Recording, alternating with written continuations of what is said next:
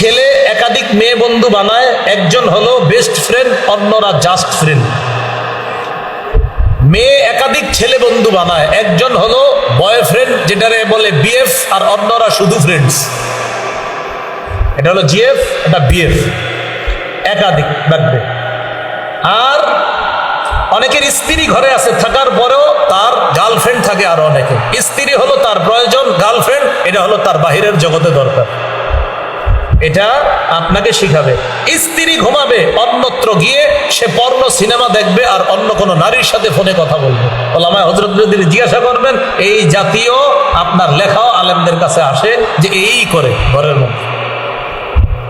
আমার আগে হযরত আলোচনা করছে না, ওনারা যে কাজ করে ইসলাহের কাজ, এই জাতীয় আমাদের দেশে যে হযরতরা কাজ, ওনাদের কাছে বেশিরভাগ এই জাতীয় অভিযোগ যাচ্ছে।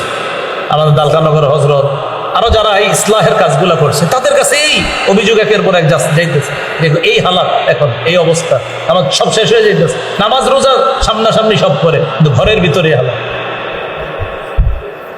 আল্লাহ আমাদেরকে হেফাজত করে। এইগুলো 6 নম্বর, যে আপনার একাধিক তার খারাপ বন্ধু থাকবে, ছেলের মেয়ে বন্ধু থাকবে, মেয়ের ছেলে বন্ধু থাকবে। এটা রোগ, এটা হলো কলবের রোগ। কলব তো শেষ, নষ্ট হয়ে গেছে। ওই পর্নোগ্রাফি আপনার এমন বানায় দিছে যেটা কোনো ব্যাপার না, পরিচয় করাই দিবে। আর আমার কলিগ, স্বামী স্ত্রী এক ঘরে আসছে, স্বামী এসে দেখে যে 4-5 জন আসবে ঘরে, মেয়েরা এরা কারা? এরা আমার কলেজ বন্ধু। স্ত্রী বলতেছে এরা আমার কলেজ বন্ধু, এই কলেজ বন্ধুদেরকে চা খাওয়াইতে হবে। এরকম আমাদের বাংলাদেশে না থাকলেও পৃথিবীতে আছে। এলো 6 নম্বর। পর্নোগ্রাফির 7 নাম্বার ক্ষতি। পর্নোগ্রাফি অশ্লীল অ্যাপস, এই অশ্লীল অ্যাপস বানানোর ক্ষেত্রে মুসলমানদেরকে উদ্বুদ্ধ করে। কেন? পর্নোগ্রাফি দিয়ে প্রচুর টাকা কামানো যায়। মুসলমানরাও এটার প্রতি উদ্বুদ্ধ হয়ে তারাও যেন এই জাতীয় অ্যাপস বানায়, অশ্লীল অ্যাপস তৈরি করে। যত অশ্লীল অ্যাপস বানাবে তত টাকা। 7 নাম্বার ক্ষতি, এমন এটা কোনো কারণ মনে করে না। রাসূলুল্লাহ সাল্লাল্লাহু আলাইহি সাল্লাম বলেন, মা কানাল ফুহশু ফি শাইইন ইল্লা শানা ওয়ালাল হায়াউ ফি শাইইন কাত্তু ইল্লা জানা। নবীজি বলেন, মা কানাল ফুহশু ফি শাইইন কাত্তু ইল্লা শানা। কোন জিনিসের মধ্যে যখন অশ্লীলতা থাকে তখন ওই জিনিসটাকে আরো নোংরা বানায়। কোন জিনিসে যখন অশ্লীলতা থাকে এটাকে আরো কি বানায়? নোংরা বানায়। আপনি যতই যুক্তি দেন যে হুজুর আমি তো ওই জায়গায় ভালো ভালো কাজ করি, কিন্তু একটা সাইড খারাপ সাইড, আর বলতেছেন এখানে ভালো কাজ করি, ওখানে যদি অশ্লীলতা থাকে সেটাকে নোংরা বানাবে। সেটাকে কি বানাবে? নোংরা বানাবে। আলেমদের কাছে প্রশ্ন করে, খবর দেখার জন্য টেলিভিশন রাখে ঘরে, কি দেখার জন্য? খবর।